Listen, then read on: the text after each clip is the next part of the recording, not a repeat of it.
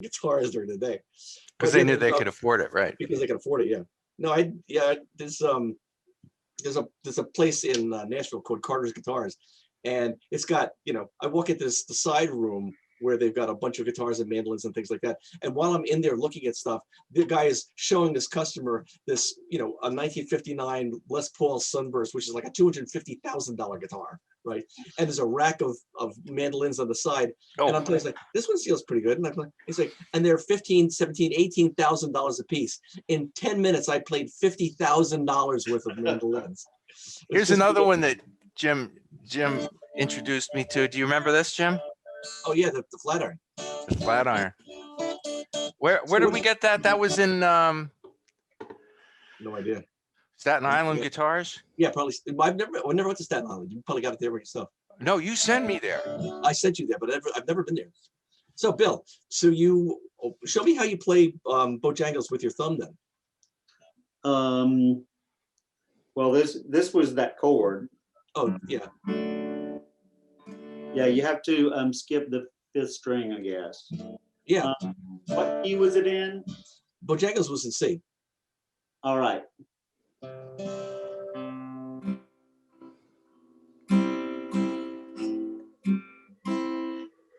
After a while, I just got real lazy, and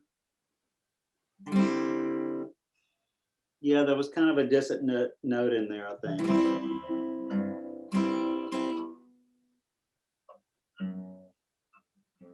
No, what was that next chord? It takes it, Oh, it was F. Yeah, that always throws me. And then I forget what I did for G.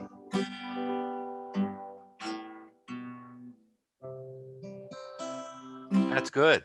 Yeah. You want to try Bill, where you're sort of picking the notes, like where your hand is sort of floating. Try resting your palm near the bridge, so it's kind of anchored.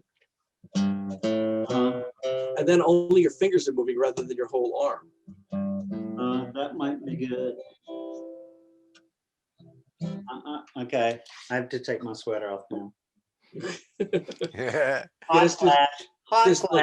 There's like two schools of thought about playing like mandolin and things like that. One is you strum from the wrist, which is how I play, and then there's the other one where you strum from the arms, where you keep your wrists straight. Like Sam Bush, who's a great mandolin player, he plays with his, his wrist never bends. It's all his arm and elbow. Where other people are doing this kind of stuff, where it's all in your wrist, which is the way I play.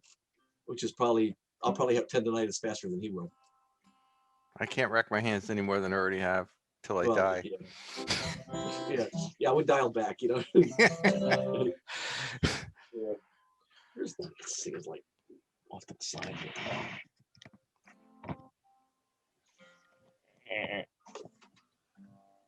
There, that's better. Now you can actually see me.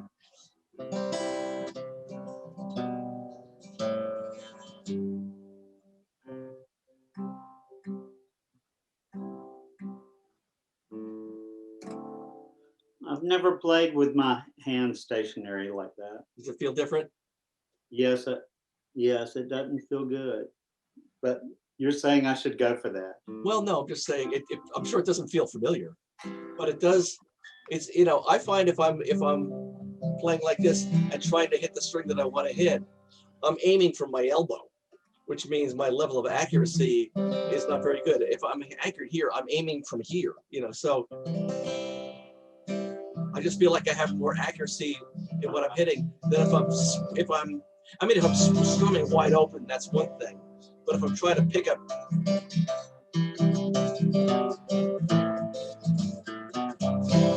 it's harder to that feels uncomfortable to me because I don't feel like I have the accuracy. I feel more stable with my hand kind of down, resting on there. In fact, what I do is, if you look, my pinky will be resting on the bridge like it. So really, I've got sort of this like pyramid here, and this is the part that's moving. So, and I didn't plan that. It's just the way that's where it's evolved. That my palm sitting right on the bridge pins and my pinky sitting on the pick guard. That's the lever. I don't have a pick guard, do I? Well, we can make one up. We'll get some adhesive tape. It would be right out there. See what I mean, Tom? It's funny. I didn't even know that I did that, but I don't plant my pinky. I kind of drag it. Yeah. Well, yeah, because you're doing more strumming. I'm doing more sort of articulated picking. But yeah, it's the same Yeah. principle. But just it gives you sort of a horizontal spacer, you know, that puts your Yeah. Sometimes you do stuff you don't even know you do. That's weird. That's a bunch. This is sort of an interesting exercise for me to kind of explain what I've been doing for all these years and never really thought about where that stuff comes from or how I do that. And it does sort of make you stop and think, you know, okay, yeah, then I try to transfer that technique over to something like mandolin and see how Right. that works. And it's, you know, some of it works, some of it doesn't. Try and explain how to ski to somebody. Yeah, that's hard. Yeah. The other thing that might help, ironically, Bill, when you're playing that way, is really, really dig into the strings. Actually play it louder. Good.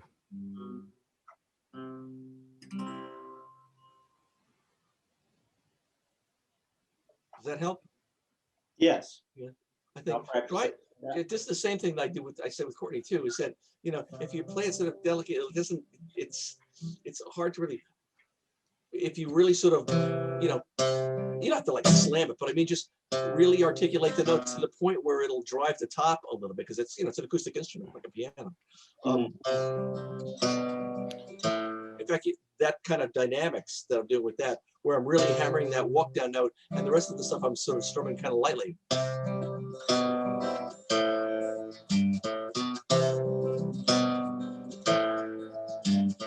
And what that'll do is that'll really kind of articulate your tempo.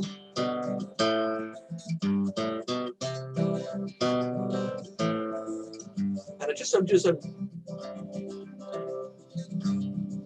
know, sort of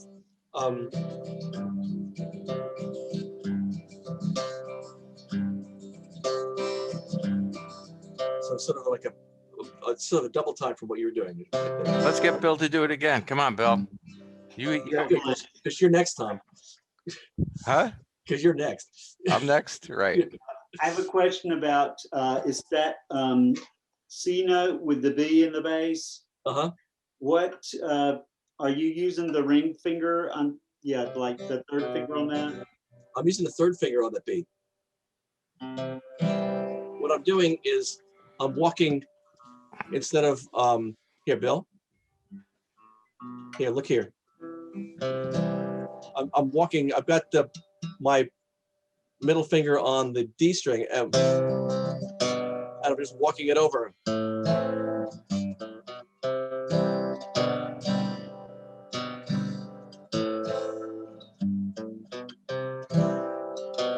So I'm going from, you know. So if you take, I'm gonna take this one out of the way, but you can see, you know.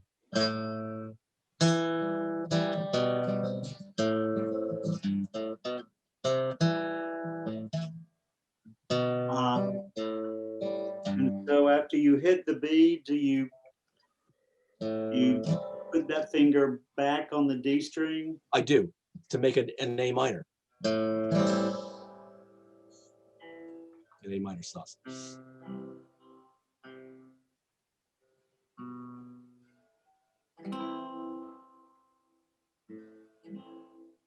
Okay, that's helpful. That makes sense? What's the A minor sus you play? Well,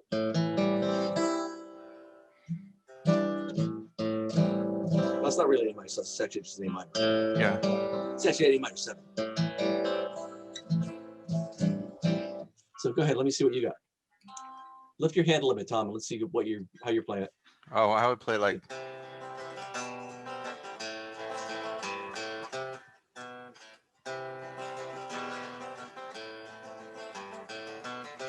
Yeah, that's the same way I'm playing. Yeah. You know, it's funny. I'd learned this in D. Yeah. Well, it's originally in D, but if you look at any recording of it, he's playing with the capo. Oh, that's why. Okay. Yeah. So it's actually, the song is actually in D, but he's just playing it capoed up. You know, all the recordings of him I've seen, all the YouTubes of him, he's playing it, you know. But the reason I know that he's doing that rather than playing it in the D formation like you were is that chord, Okay. because you can't get that in D. No, because if you're trying to hit that, because what you've got is like you've got, you know,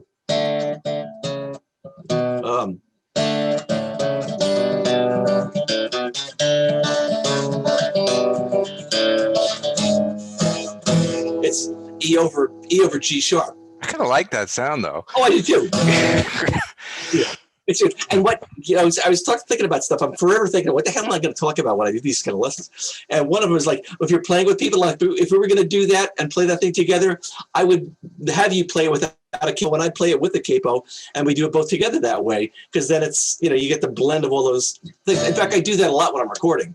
Is if I'm going to do two rhythm guitar tracks, I'll do one with a capo and one without, just so the voicings are different, then it sounds bigger. Oh, can I show Bill one more thing about that D chord? So this is another, our topic tonight was John Lennon, but this chord I find, instead of playing, you could play a D chord like this, you could play it like this. But this chord, that same shape moves. You gotta push your neck up so we can see it, Tom. Oh, I'm sorry. So like if I wanted to play an E chord, I could play it like this. And yeah, and what I'm doing is I'm muting the top string and I'm muting the bottom string, or top and bottom. And this is a very useful movable chord, which I see Lennon used a lot.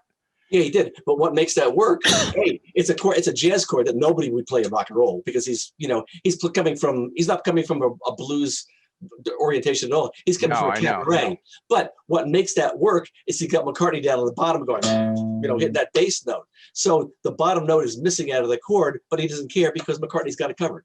Right. So it spreads the voicings out, which is really kind of nice orchestration, really. Oh, they were amazing. It may have been George Martin that keyed him to that. I think, I don't know, but there was so much of that, like they had been a cover band and they played all this crazy shit and absorbed all these cover songs, and then they start coming out in their own compositions. Exactly how. Oh, yes, that's totally true. I mean, they're amazing. All right, it's Bill's turn. Is that that's a chord? Yeah. You got to mute the top string of your thumb. There you go.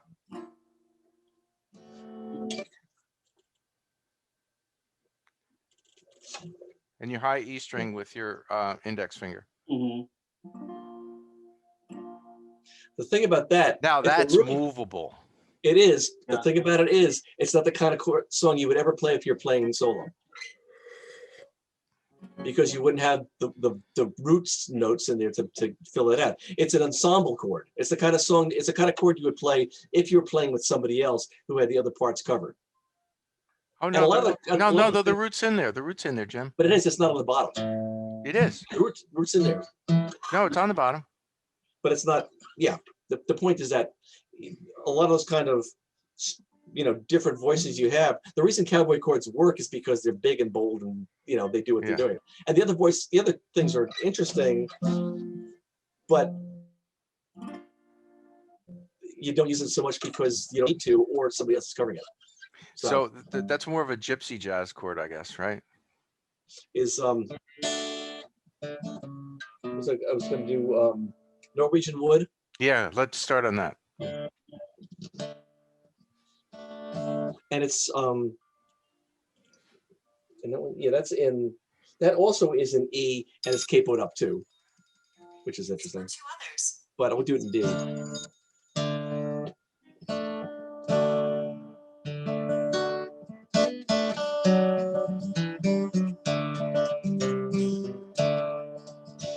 So it's basically it's all out of that D chord, Bill, and he's just moving stuff around with his pinky.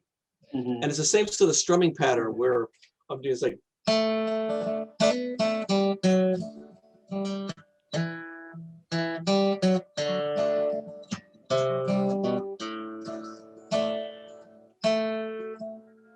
Which is, he's well up into the chord when he's doing that, which is sort of interesting. I was saying, Tom and I were talking about him before, when he plays the original version of that song is, the arrangement is fully formed the first time he plays it for anybody with all the guitar stuff in it and everything. So it's a standard D chord. Mhm.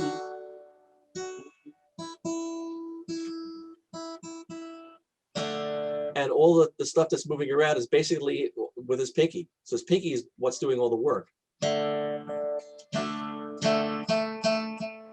So it's on the G string.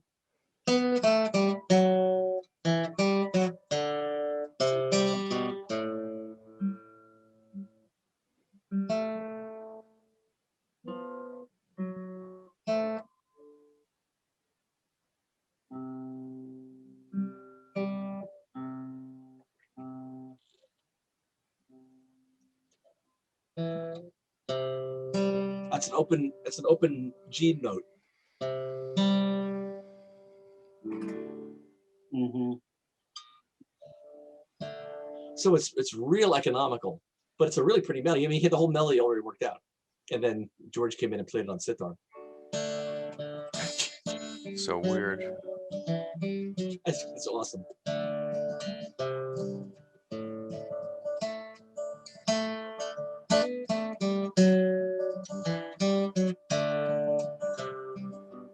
And so, again, it's sort of a lesson in dynamics where, you're hammering out that melody and the rest of the stuff is sort of like gently filling it on.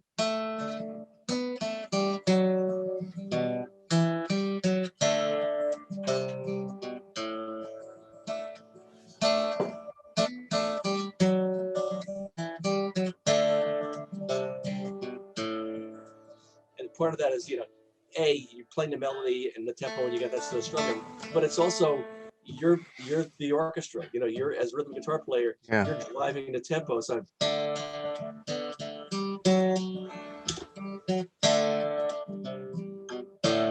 you're hitting those downbeats and marking the time as you're going. So everybody's sort of carrying along with you. Jim, show me how you play it. I haven't played this song in a long time, but.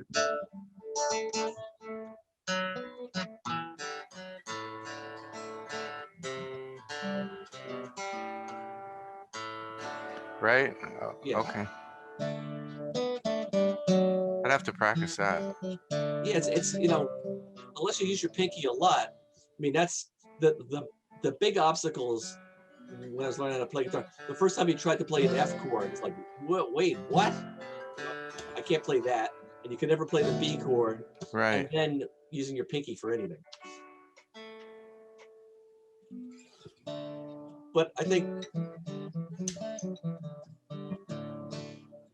I'm trying to pick songs that give you a little bit of exercise in using those kinds of things. And once you start doing that and picking those notes,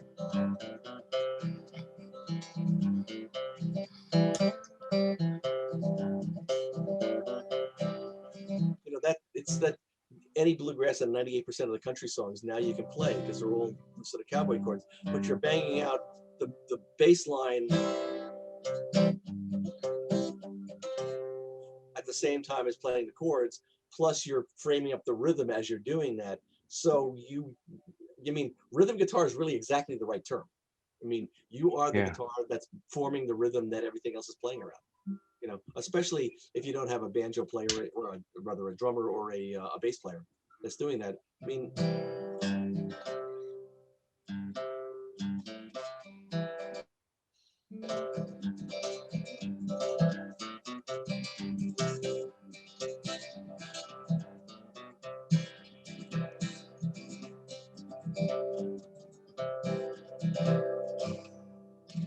All right. so it's just, it's, it's thinking about other stuff we could talk about. It's like, you don't play the song, you play the music, and the rhythm is what's doing that. All right, we're at 50 minutes, boys. We did it. So, feel good?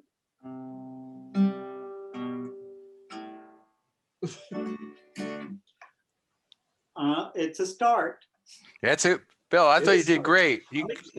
I'm interested to see how if you play with your palm that way, whether that gets comfortable and familiar, or it's kind of like, I'm just not doing that. You know? I know, I really need to remember to do that. Yeah, let me know how you like that. I'm sort of interested to see. Yeah, I think that will help. It very well may. Well, it should help. It should help with the accuracy, and it's more economical. And Yeah. you know, you'll get tennis wrist instead of tennis elbow. Yeah. Do you play everything that way? I play Yeah. everything that way. I play guitar that way. I play electric that way. I play bass that way. I play everything that way. Uh-huh. I guess I sort of play. I don't know. I mean,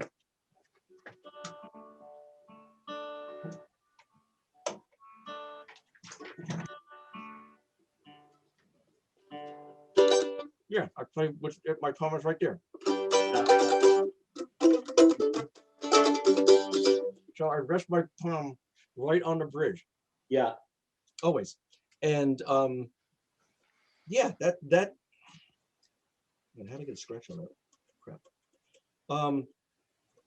It just gives me control. And again, this, like Sam Bush, he plays mandolin where it's all, his wrist never moves. And he's playing melodies That seems less efficient to me. It does to me too, but that's the way he learns. So it's a traditional style. I mean, that's the Yeah. way. But when people were playing mandolin, early on, they're playing much simpler melodies. That just were, you were sort of really playing sort of percussive stuff. I mean, basically, a mandolin is a snare drum with 8 strings on it. That's really what it is. So That's interesting. I haven't played my mandolin, and because I figure I want to learn guitar again, Bill. Yeah. And I got a ukulele too that I bought in Vietnam. Let me show you this baby. Yeah, but Oh. you got the ukulele, but it's nice to play a real instrument. So. There's a lot to be said for a uke. Yeah, there's a lot to be said about a uke, but some of it's good, I guess. All right. No, actually, my buddy, you remember my friend Roger Barnes, the guy that I played with in college, who lived out in Honolulu for a long time, and he married a Filipino woman out there whose son was like a major.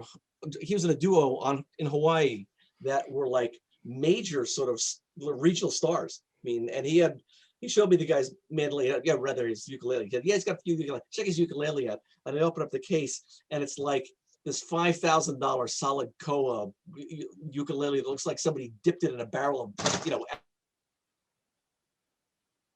Oh, you froze, Jim. abalone and mother of pearl. It was just gorgeous. It sounded great, but he's like, I mean, it's a beautiful, beautiful instrument, and he played well. It's a gorgeous instrument. George Harrison was a huge ukulele fan. It's like his last couple of records, there's ukulele all over George Harrison stuff. They all were. Yeah, McCartney too. They all were big fans of ukulele. Oddly enough. I like it, but one thing at a time. Yeah, right. Well, that's hard enough. That's why I'm still, I still count myself as a pretty good pedal steel owner. I aspire to be a player someday, but that's like learning how to tune a jet engine with a screwdriver. Oh, I know. It's just impossibly bad. Right. So, Playing a anyway, harp on a big fun. trampoline. Good All seeing right, you guys. Bill, give my love to everybody up there, will you? Okay, I sure will. Hey, congratulations, Bill. That's awesome. I Yeah, can't wait it to is. join the club. Thanks. I'm jealous of you going to New York. All right. Good to Take see care, you, guys. See you soon. Jim. Thanks. Bye. Okay. Take care, Tom. Hey, when are you going up to see? Oh, Tom's already gone.